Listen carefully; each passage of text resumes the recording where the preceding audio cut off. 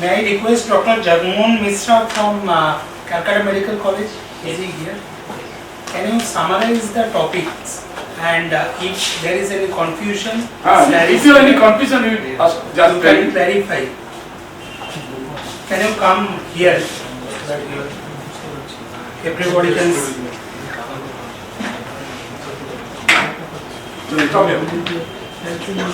What you have learned, you just summarize.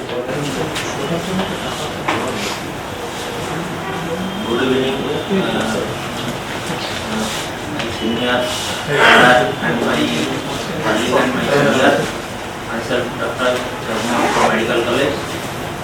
In this presentation, what we have learned is we have to be very thorough about the anatomy of the urinary system, that is particularly thorough about the transperitoneal route and the retroperitoneal route and thoraco-abdominal we rarely see.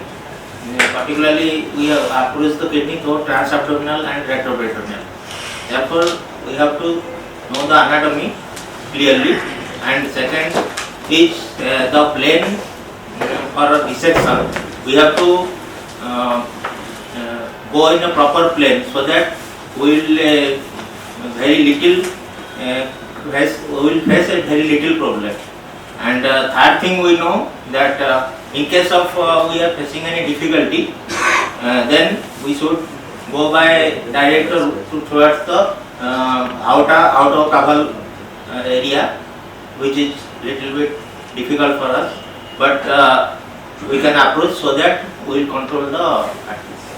This is the point I would like to emphasize all of you, how to reach the aortocaval area, number one, for the right side especially, and what special precaution you will take to prevent any catastrophe. What is the biggest catastrophe? To tie artery which is not right renal artery, to tie some other artery.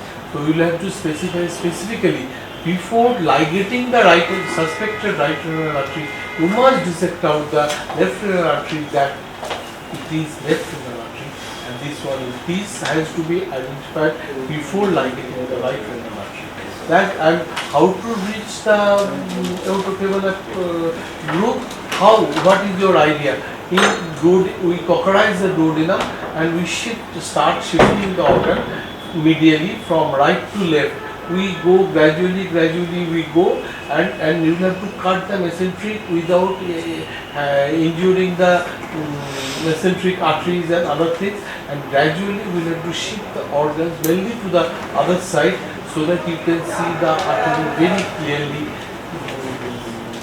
You can see the groove very clearly in between the aorta and the disc.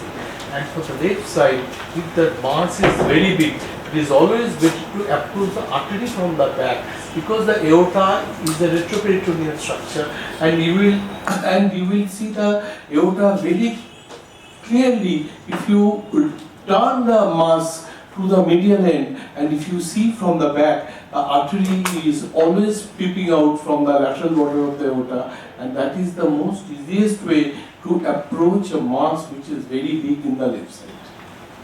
Even in the radical nephrectomy on the left side, may miss enlarged tumors, may miss the renal artery as the supramesenteric artery. Yes.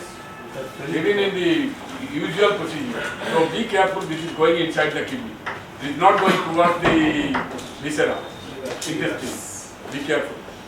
See, the two things it can be mistaken is, first is supramesenteric artery and second is left renal vein. Because if you go to the aortocaval groove, the left renal vein comes first, superficial. So you have to retract the left renal vein superiorly and anteriorly, then only you can go down or deep and you will find the right renal vein there. So that is one mistake. And second mistake is supramesenteric artery comes vertical from the aorta, whereas the renal arteries comes lateral. So if you see any vertical structure, it is never the renal artery.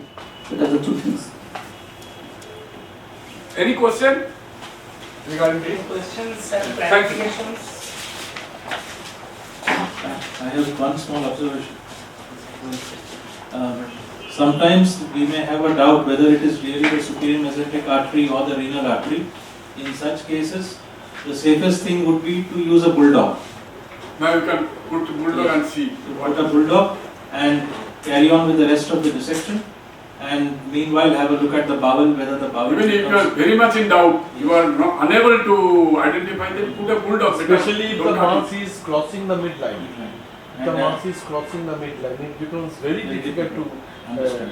And as Devanshu said, that there are some anterior branches and some are true lateral branches. So that is the way to know. The second thing, which is an observation regarding renal tumors in ectopic kidneys. We often have renal tumors in pelvic kidneys, and we have generally found that renal tumor in pelvic kidneys tend to be at an advanced stage. It is very rare that we find a renal tumor in an ectopic kidney which is suitable for a partial nephrectomy. Most renal tumors in ectopic kidneys, these are the rare cases that may occur. and the reason why But you have to approach according to the that. reason is embryologically the kidney develops lower down and moves up into the renal fossa, where it gets enveloped by the Gerota's fascia, and the adrenal gland is actually inside the Gerota's fascia. That is the reason why in case of ectopic pelvic kidney, the adrenal gland is never attached to it. The adrenal gland is separate. And the second thing is, an ectopic pelvic kidney will never have Gerota's fascia around it, because the Gerota's fascia develops in the renal fossa. That is the reason why ectopic pelvic kidneys have a tumor which is always locally advanced, because there is no protective layer of Gerota's fascia around them. So this is the embryological difference between renal tumors in orthotopic kidneys and renal tumors in pelvic kidneys. Any other question? Anybody? From student? Okay, thank you. Thank you so much, sir.